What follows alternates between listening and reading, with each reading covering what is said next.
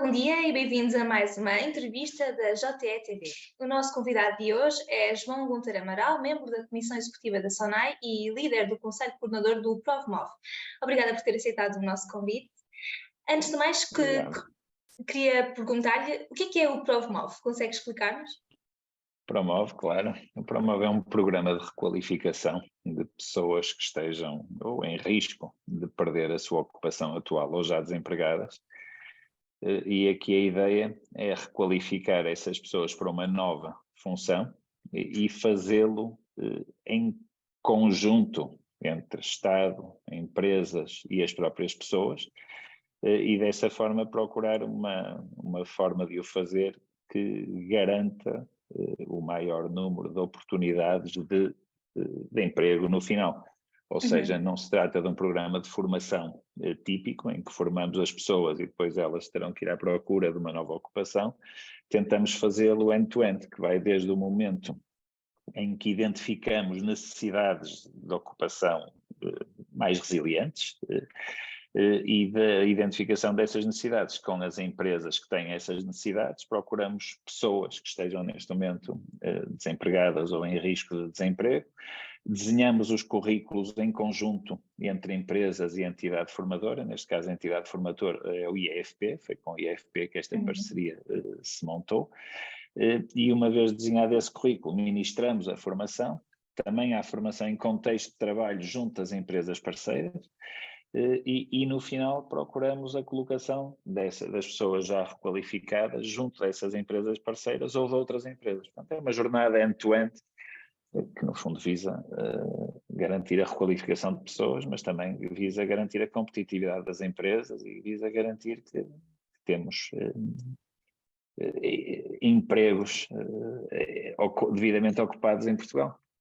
Como diz, o ProvMov junta privados e público, por exemplo, a SONAI com o IFP. Por que é importante haver essa combinação dessas duas faces em programas como este? Tem a ver com a necessidade de aproximar estes programas que existiam tradicionalmente na esfera pública às necessidades efetivamente sentidas no terreno? Certo, nós aqui com a primeira pergunta mergulhamos diretamente no ProMove, mas eu vou ter que ir um bocadinho mais acima para lhe dar um bocado mais de contexto. E isto nasce no âmbito de um programa chamado R4E, Reskilling for Employment, que nasce a nível europeu numa iniciativa do BRP, Business Roundtable for Industrialists, a nível europeu. O ERT, Business Roundtable for Industries, European Roundtable for Industries, que decide que precisamos de atacar um problema, que é o problema precisamente da empregabilidade de pessoas no meio de um furacão, que são as duas transições, a transição verde e a transição digital. E resolvemos estudar nesse âmbito este problema, este desafio que temos pela frente. Isto são 50 empresas de uma dimensão enorme a nível europeu. A SONAI é uma das mais pequenas que está neste grupo de empresas, e esta iniciativa foi liderada dentro do ERT pelo Paulo Azevedo, o chairman da SONAI.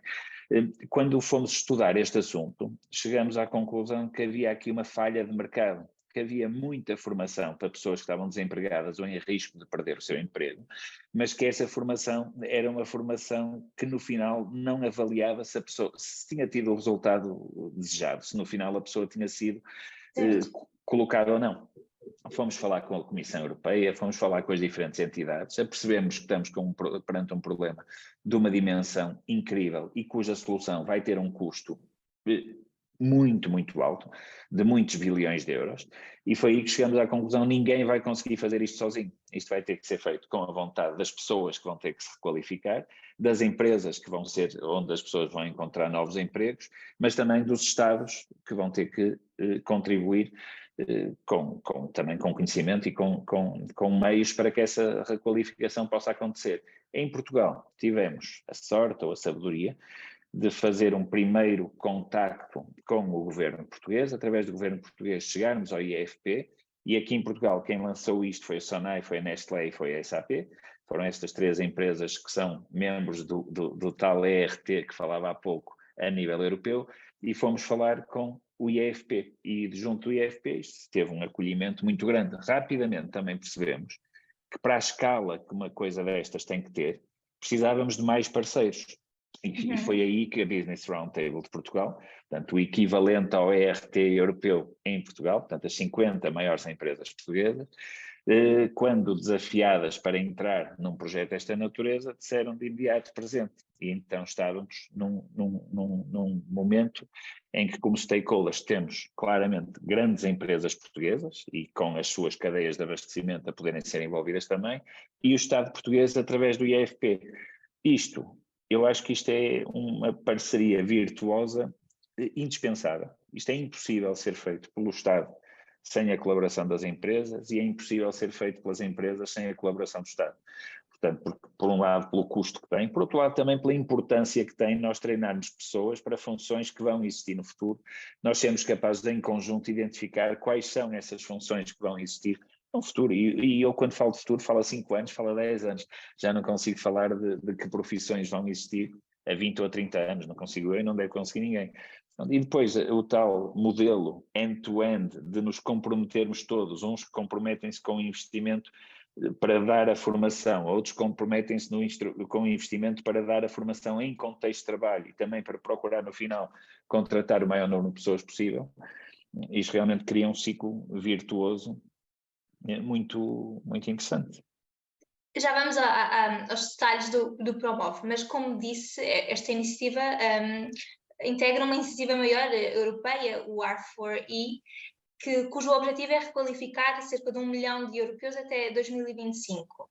E como disse, os empregos do futuro ainda nem sabem quais serão.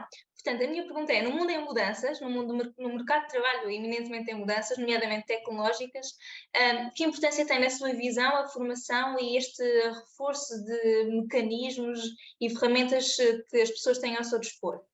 Eu acho que a formação é um meio, é algo essencial para nós nos posicionarmos, para nós nos desenvolvermos, para nós crescermos, para nós encontrarmos ocupações e para nós sermos úteis à sociedade. Portanto, a formação é algo cada vez mais importante e é um dos maiores elevadores sociais que nós conhecemos. Dito isto, a formação tem também ela de ir sendo repensada. Os modelos de formação que nós temos à data de hoje são modelos equivalentes aos que tínhamos há 100 anos e há 200 anos e em que as mudanças foram bastante incrementais. Cada vez me convenço mais que nós vamos ter de ir reaprendendo coisas ao longo da vida e as ferramentas que temos que ter são ferramentas que nos permitam aplicar conhecimento existente a novos contextos, aprender a resolver problemas, aprender a trabalhar com outras pessoas, a aprender a ter vontade de estudar e a sermos resilientes nessa vontade, aprender a que vamos ter que entrar em vários ciclos, aquele emprego que nós tínhamos antigamente para a vida toda desapareceu e, portanto, nós vamos ter que entrar em vários ciclos de reciclagem, vamos ter que mudar para áreas que não estão relacionadas com o que fazíamos antes. Portanto, é nesse contexto que eu acho que vamos ter mesmo, enquanto cidadãos, que mudar a forma como estamos, mas também enquanto Estados e enquanto empresas, perceber as implicações que isso tem. E eu, enquanto empresa, vou ter de estar atento às pessoas que têm hoje a trabalhar comigo e às ocupações que elas têm e a ver qual a próxima melhor função para elas, mas enquanto Estado eu também vou ter que estar muito atento à forma como eu ensino pessoas, à forma como eu dou licenças para a pessoa se ir requalificar, à forma como eu apoio esse próprio processo de requalificação. Portanto, eu acho que estamos aqui num processo de descoberta muito interessante e nós, cada vez que avançamos mais um bocadinho, vemos que para atingir a escala que referia, para atingir o tal 1 milhão de pessoas requalificadas, e nós não estamos a falar de uma requalificação, isto não é um upskilling, não é uma qualificação adicional, é uma requalificação, era eu ter sido caixeiro numa bomba de gasolina e passar a ser programador de sistemas de informação. Portanto, estamos a falar de coisas, de reconversões importantes e que isso vamos ter de aprender como é que se faz e aprender como é que se faz em contínuo. Nós, desde que começamos este projeto até hoje, já nos questionamos se ser desenvolvedor de uma aplicação informática em Python ou de uma linguagem de programação, se é algo que daqui a 5 anos ou daqui a 10 anos vai ser feito da mesma forma como era feita há 4 ou 5 anos atrás.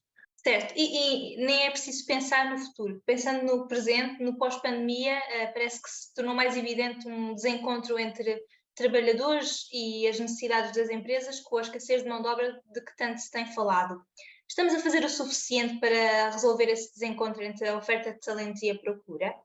Eu consigo dizer que estamos a fazer o suficiente. Nós o que temos visto, o nosso grande desafio enquanto Promove, é como é que se dá escala ao que estamos a fazer. Nós já estamos a trabalhar num conjunto de turmas interessantes, já estamos a trabalhar num conjunto de ocupações interessante. Começamos por coisas simples, começamos por encontrar ocupações simples e que temos a certeza que vão ser necessárias nos próximos anos, mas de todo fomos exaustivos, de todo sabemos tudo o que vai acontecer com as profissões atuais. Portanto, eu acho que a coisa que temos de ter em mente é que estamos num processo de aprendizagem. A coisa boa é que estamos num processo de aprendizagem conjunta. Estamos em aprendizagem com as pessoas que precisam de requalificação, com as empresas que precisam dessas pessoas para ocupar as vagas que vão ter à frente e com o Estado português, neste caso, que é quem também tem que se preocupar com essa mesma requalificação. Portanto, a parte boa é que estamos a trabalhar em conjunto. A parte difícil é que ainda não sabemos como é que se dá a escala a isto, porque ainda estamos com formações de 700 horas, ainda estamos com formações em regime presencial, ainda estamos a demorar 8, 9 meses a requalificar uma pessoa, e isto realmente acontecer a cada 3, 4, 5 anos, se vier a acontecer dessa forma, não podemos estar 1 ano para depois usar 3 anos ou 4 anos. Portanto, vamos ter que encontrar meios, se calhar não totalmente presenciais, vamos ter que tirar do caminho toda a parte que não interessa para a requalificação da pessoa, vamos ter que encontrar coisas, e eu acho que são competências soft skills que nos ajudem a fazer esta viagem de forma muito mais rápida, porque percebemos o problema que estamos a resolver, porque percebemos a necessidade de estar envolvido nisto, porque as próprias pessoas vão chegar à conclusão que isto vai ter que acontecer várias vezes ao longo da sua vida. Portanto, acho que estamos mesmo num processo de aprendizagem que nos vai levar, e eu não sei se vai ser este no final o bem-sucedido. Pode ser um processo que vamos chegar a um ponto e vamos dizer, olha, não era por aqui e vamos ter que seguir por outro caminho, mas acho que a parte boa é que há uma grande vontade de todos os stakeholders de resolver, de perceber como é que se resolve esse problema e de passar à sua solução. Agora há pouco dizia que este desafio envolve pelo menos as 3 grandes faces, o Estado, os privados e as próprias pessoas. Sente da parte da população portuguesa, até em jeito de balanço deste primeiro ano do Promove, abertura para a requalificação e para a formação, que sentimento é que tem sentido, passo a perguntar, junto dos portugueses? Isto quando começamos a recrutar pessoas para estes programas, começamos a fazê-lo através do IFP e das listagens de pessoas inscritas no IFP. Estamos agora numa fase de evolução para chegar a essas pessoas também através das redes sociais e através dos pontos de contacto das empresas, mas também do site do Promove, que foi lançado recentemente e que pode ser também uma boa ferramenta para as pessoas se candidatarem. O que nós temos vindo a ver é que o ideal num programa desta natureza seria eu abrir uma nova turma com 30 vagas para técnicos de manutenção industrial e ter 3.000 candidatos. No dia em que eu tiver que escolher dentre 3.000 candidatos os 30 mais adequados, eu vou ter garantidamente os melhores candidatos para cada situação, vamos conseguir e vamos poder ir abrindo muitas mais cursos e turmas e percebermos o que é que as pessoas gostariam efetivamente de fazer. Não é isto que tem acontecido, nós para uma turma de 30 temos tido 60, temos tido 90, temos tido 120 candidatos, 150 acho que foi o máximo num curso de software developer, mas vemos que as pessoas que entram são pessoas resilientes, a taxa de desistência é baixa, as pessoas que têm aderir a estes programas mantêm-se até ao fim, por vezes perdemos alguém para uma ocupação mais imediata. Nós em Portugal o turismo está a absorver muita gente e às vezes alguém que está numa formação para técnico de manutenção é aliciado para ir trabalhar para um restaurante, para ir trabalhar para um hotel e para ir de imediato ter um salário maior à bolsa com que está num programa desta natureza, e por vezes as pessoas aceitam, privilegiando o presente e menosprezando de alguma forma o futuro que uma formação destas lhe pode dar. Mas o que temos sentido é que as pessoas estão a aderir, isto é uma coisa com uma visibilidade, são este género de iniciativas que nos permitem dar cada vez mais visibilidade ao programa, e também uma coisa para nós é muito clara, nós precisamos dos primeiros casos de sucesso, e já os temos, para que as pessoas vejam isto é algo que está a funcionar, é algo, e que temos que saber se está a funcionar, porque não funciona sempre tudo.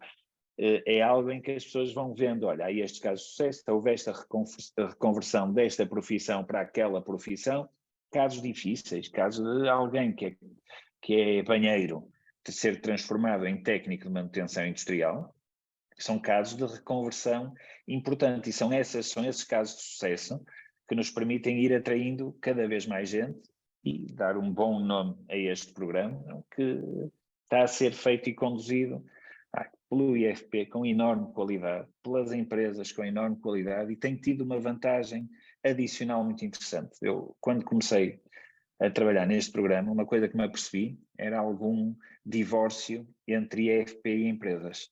As empresas olhavam com desconfiança para o IFP olhava com desconfiança para as empresas. Uma coisa que nos temos vindo a perceber é que estamos a assistir primeiro foi um namoro e agora a um casamento muito forte das empresas que estão a participar neste programa com o IFP, com a vontade que o IFP tem em fazer toda a requalificação e toda a formação bem feita, e com a vontade que as empresas têm em aproveitar todo o empenho e todo o trabalho que o IFP coloca nestas ações em específico, mas também nas restantes, e que nos tem permitido trabalhar em conjunto de uma forma com muito mais confiança, que é algo que é muito, muito importante não só para este projeto, mas para toda a intervenção do IFP em geral, que é uma instituição em Portugal que toca em muita gente. Ainda aos detalhes dos cursos que estão a oferecer, eu vi que no vosso site há 7 grandes áreas de formação atualmente disponíveis. Como é que decidiram estas áreas, e tem a ver com as características da população portuguesa, da economia portuguesa, e também perceber se planeiam ir variando as áreas de formação, se têm um plano em relação a isto? Isto começou, nós, como lhe dizia, começamos com a Sonai, com a SAP e com a Nestlé. E quando estávamos a decidir qual deveria ser, nós quando dizemos que queremos combater os problemas que nos traz uma transição verde e uma transição digital, inicialmente todos pensávamos, vamos reconverter pessoas para trabalharem na economia digital e na economia verde. Mas não é necessariamente isso. Eu posso converter pessoas e requalificar pessoas para que possam trabalhar nessas economias, mas também posso reconverter pessoas para que possam trabalhar em empregos que não são disrompidos pela transição verde e pela transição digital.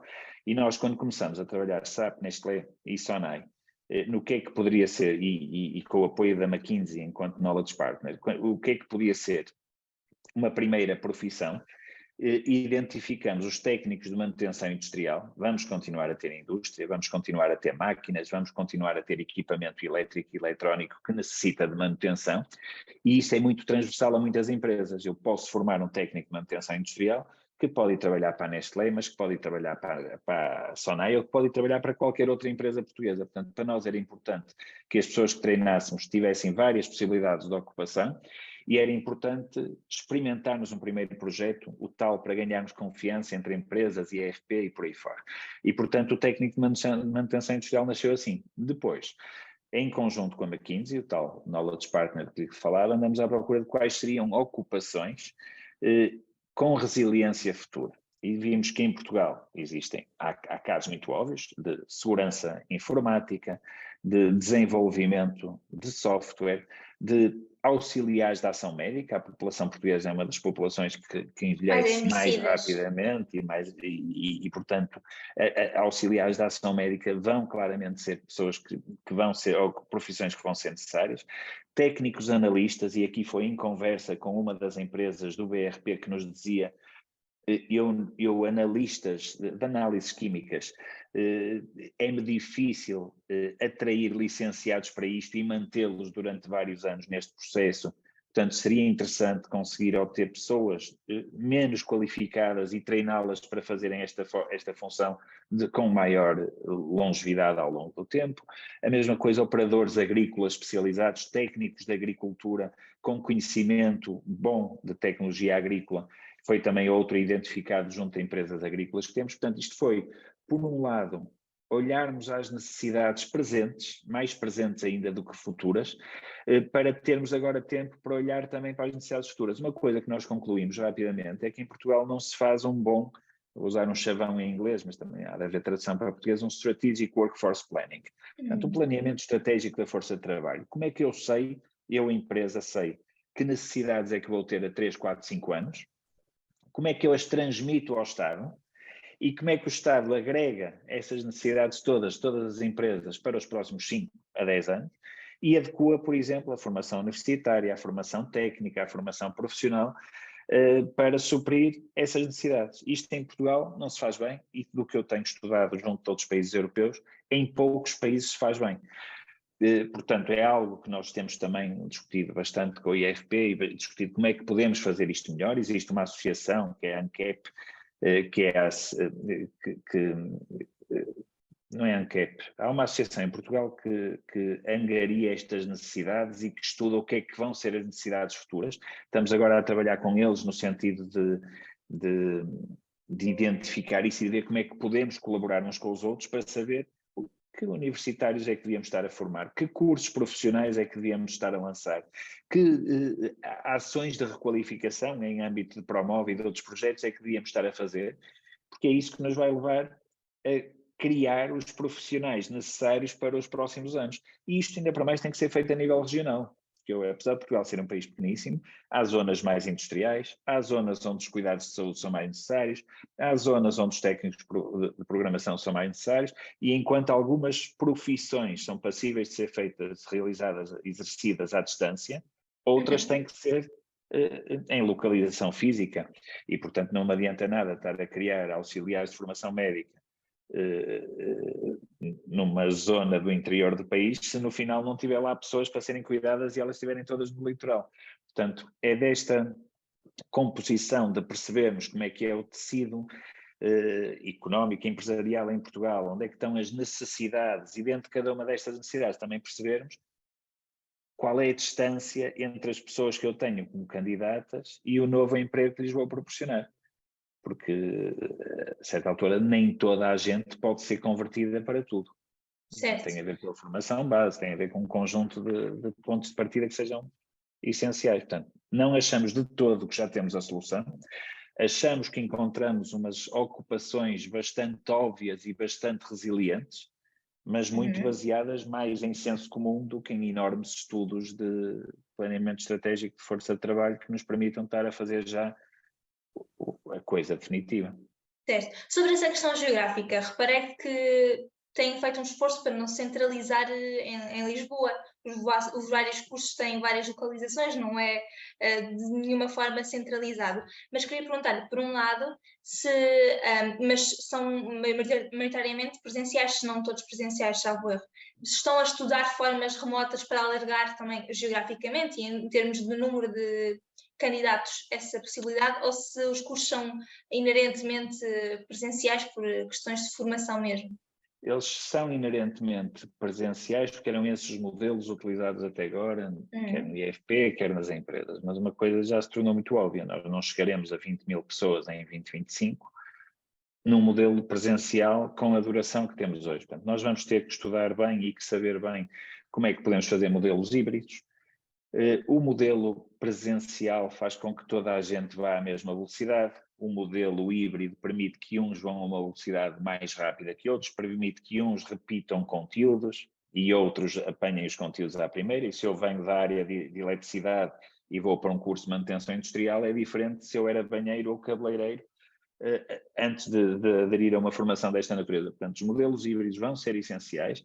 Há alguma componente presencial, acreditamos que é importante, até porque estamos a falar de aquisição de soft skills. E portanto, há coisas que nós acreditamos muito que têm que ser feitas em regime presencial, mas há outras que podem ser feitas em regime híbrido ou em regime mais digital, e que é a única forma de conseguir escala. Porque de outra forma chegar aos números que gostamos de atingir e à velocidade a que isto vai ter que ser feito é um processo de aprendizagem e que vamos ter que introduzir vários modelos alternativos. Portanto, alguém que ouça esta conversa e fique interessado em requalificar-se, o que é que tem que fazer? E, por outro lado, que pessoas em particular é que a que pessoas é que estão a dirigir-se neste momento? Quem é que é o candidato para o Promove? Um candidato para o Promove é toda aquela pessoa que esteja desempregada ou que veja que pode estar em risco de perder o seu emprego, porque o seu emprego vai ser descontinuado num prazo razoável, um prazo curto, é alguém que tem mais de 18 anos, embora quando lançamos o projeto a ideia era endereçarmos pessoas de meia idade, a partir dos 40, a realidade é que há gente com 20, com 25, que necessita já de requalificação, porque as qualificações que tem não lhe permitem entrar de forma razoável no mercado de trabalho, e portanto é a estes que nos dirigimos, proporcionando-nos um modelo de requalificação que o leve de aquilo que eu sou hoje para aquela profissão que eu vou ter nos próximos tempos. Temos neste momento, eu julgo que são 7 cursos diferentes em equação, a ser ou desenhados ou já implementados. Temos muitas turmas abertas, temos turmas a abrir, temos turmas já a concluir o processo, portanto estamos a aprender com tudo o que estamos a fazer. Está no site, o site do Promove arrancou, nós até agora, como lhe dizia no início, fazíamos tudo através do IFP e dos pontos de contacto via IFP. Neste momento há um site do Promove, desta parceria IFP Empresas, e é nesse site que estão anunciados todos os cursos que estão a arrancar, em cada uma das profissões, em cada uma das regiões, já com datas sobre a data de arranque exata de cada um dos cursos, para as pessoas poderem saber mais sobre esse curso e poderem candidatar-se. Tem lá a ficha de inscrição. Muito bem. Para terminar, então pedi-lhe um balanço global deste primeiro ano do Promove e os principais destaques das perspectivas para o próximo ano. Muito bem. O que nós fizemos no arranque disto, e disto a nível europeu, nós, como dizia, dissemos que queríamos atingir 1 milhão de pessoas, requalificar 1 milhão de pessoas até 2025 a nível europeu, e dissemos também que queríamos fazer essa requalificação a 5 milhões de pessoas até 2030 a nível europeu, e dissemos estes números não porque soubéssemos como é que se faz, mas para ter um objetivo ambicioso que nos obrigasse a descobrir novas formas de requalificar pessoas, porque se disséssemos que era para 1.000, 2.000 ou 3.000 pessoas, era continuar a fazer o que se fazia anteriormente e fazê-lo ou dentro das empresas ou dentro dos institutos de emprego e formação profissional de cada um dos países. Portanto, o nosso objetivo foi criar uma ambição que nos levasse para caminhos desconhecidos e caminhos arriscados, que eventualmente até podem não dar o resultado pretendido. Neste momento, a grande preocupação que temos é que nós já chegamos, estamos agora a falar, já chegamos a 250 pessoas, acreditamos que até ao fim do ano vamos chegar a 500 e tal pessoas, só que de 500 para 20.000 ainda falta um bocado. É um caminho. É um caminho e, portanto, nós agora, neste momento, estamos a abrir mais turmas, até final do ano vamos abrir, nós já estamos com 15 turmas ativas, até final do ano vamos ter, eu julgo, quase 30 turmas ativas.